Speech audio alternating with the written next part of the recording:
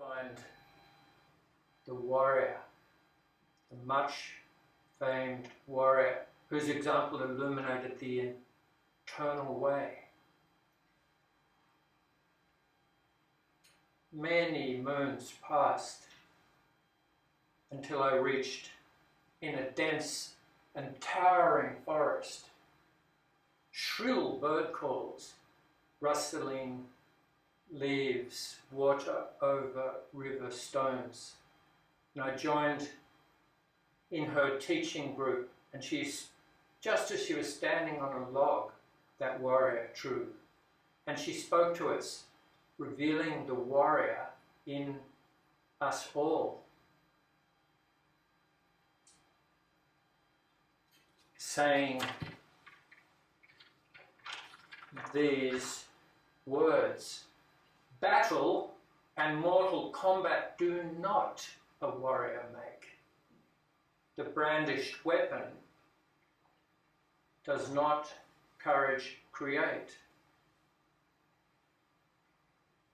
Pretending to hold a pen in her hand, she said, write your warrior's code. The prince needs display, the king to command, the warrior exists at the edge of chaos. What is and what is not. And just as the pen does not know what it writes, the warrior knows that to know is to no longer be mightier than the sword,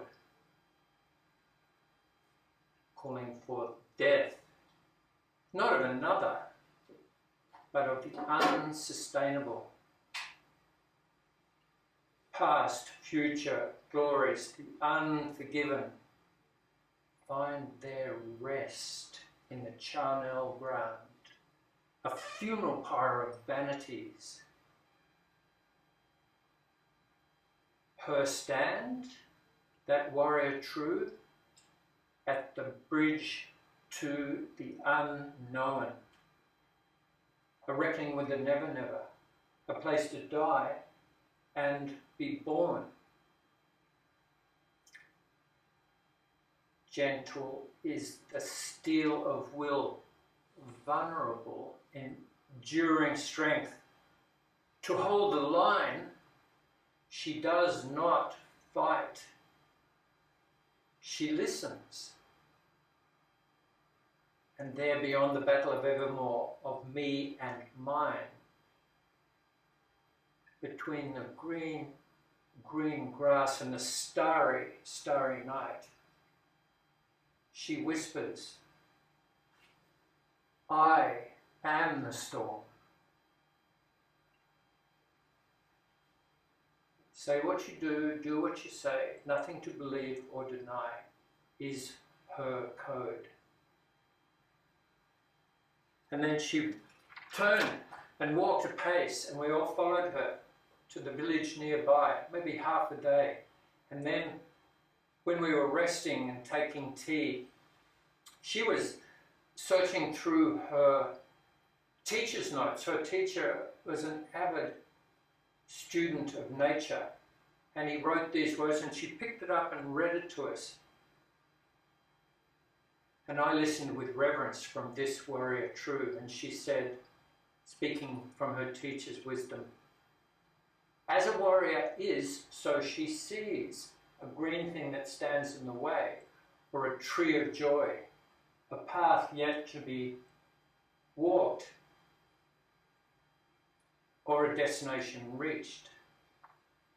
Now and in all moments of existence. And that warrior directed me to a nearby tavern in the town, there to meet the healer.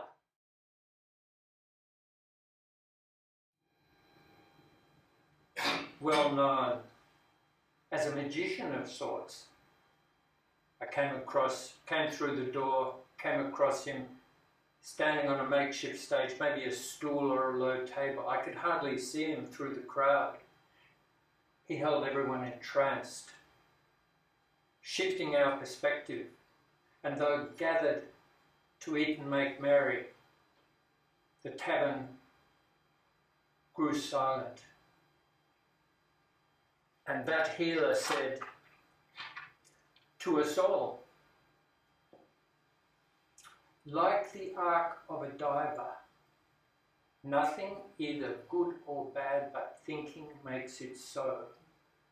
The water receives all. Mistaking yourself for your behaviours, distracted by your dysfunctions, you're a wallflower. You miss the dance. Is the caterpillar not a butterfly? The crooked timber grows together with the tall and straight. You may prefer the straight and timbers and not want your twisted forms, but you are just like that forest. And there's no need to soothe that hurt. Salve those wounds. Escape from the mess of your humanity.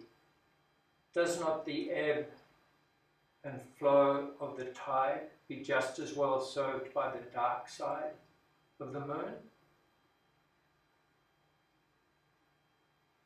Your internal conversations announce who you think you are, how you should behave. Oh, breakthroughs, ridding habits, helpful habits, letting go. As crutches, put them down. Use them though for pleasure, just like you rearrange your wardrobe, fold your clothes, shine your shoes, for enjoying life, joy, love and loving. Include the sensations you dislike. Does not winter prepare the fruit for spring? Embrace good, bad, future, past, being, systems, things. You cannot lose your power.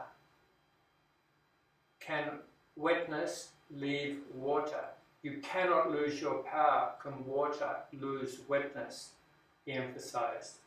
And then he stopped and he got down from his stool or low table and walked amongst us with his arms outstretched, as if to say, I'm here to reposition what appears to appear, to make the complex simple, as he conveyed in just such a way that I could hear, as if he was talking to me, John. Your brokenness begets your unbroken. Just as in a chef's kitchen, the door opens both ways. Now and in all moments of existence. And as the healer foresaw, my travels took me to the sovereign